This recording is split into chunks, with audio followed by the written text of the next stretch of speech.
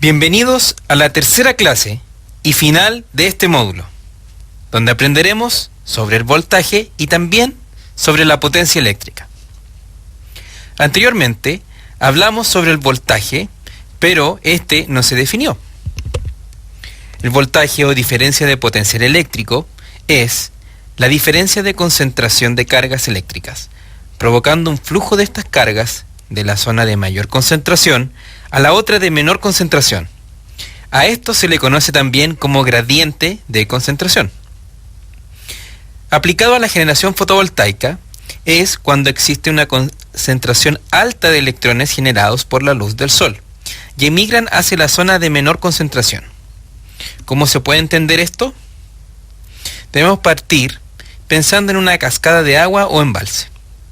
En la altura, el embalse tiene mucha concentración de agua, y abajo, en el valle, existe una menor concentración, teniendo entonces una diferencia de potencial por la altura.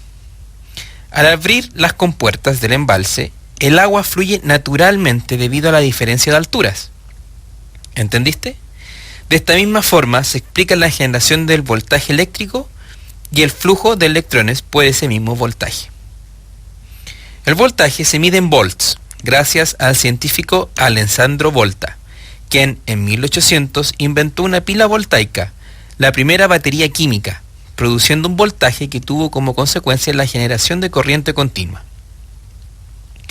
Hasta aquí ya hemos entendido los conceptos de corriente continua, corriente alterna y voltaje. Pero ahora debemos profundizar en un concepto muy importante, que es la potencia eléctrica, ya que nos servirá para entender la potencia de los paneles fotovoltaicos y también la potencia total de una planta fotovoltaica.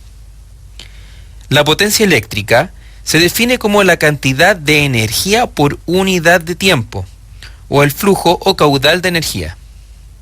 Esta es proporcional a la multiplicación del voltaje y la corriente. Se mide en watts, el voltaje se mide en volts y la corriente en amperes.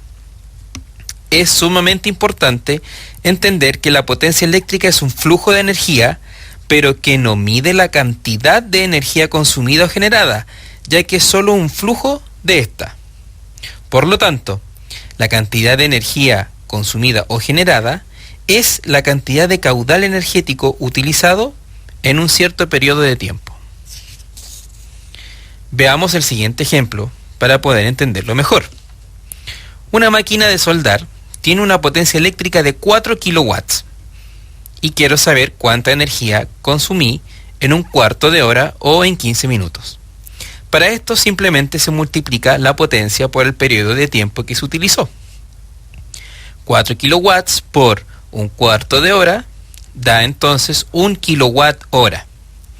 Es decir, se consumió 1 kilowatt hora de energía al usar por 15 minutos una máquina de soldar de una potencia eléctrica de 4 kilowatts.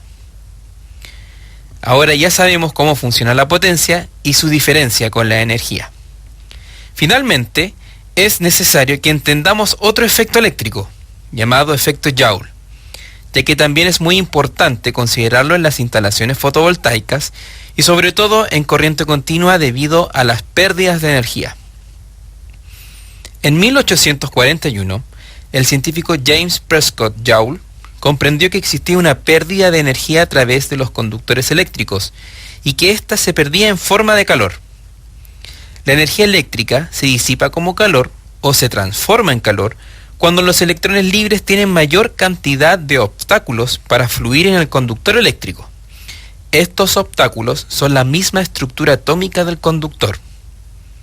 Las dificultades provocan choques de los electrones, generando fricción y convirtiendo la energía cinética de ellos en calor, el cual se disipa al ambiente desde el conductor.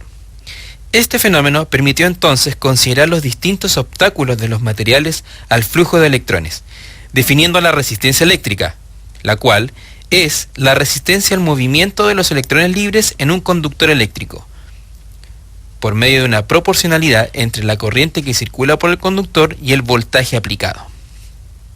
¿Se entendió? Finalmente, Ya hemos terminado la primera semana y el ciclo básico de conceptos claves para avanzar a los siguientes módulos. ¡Felicitaciones!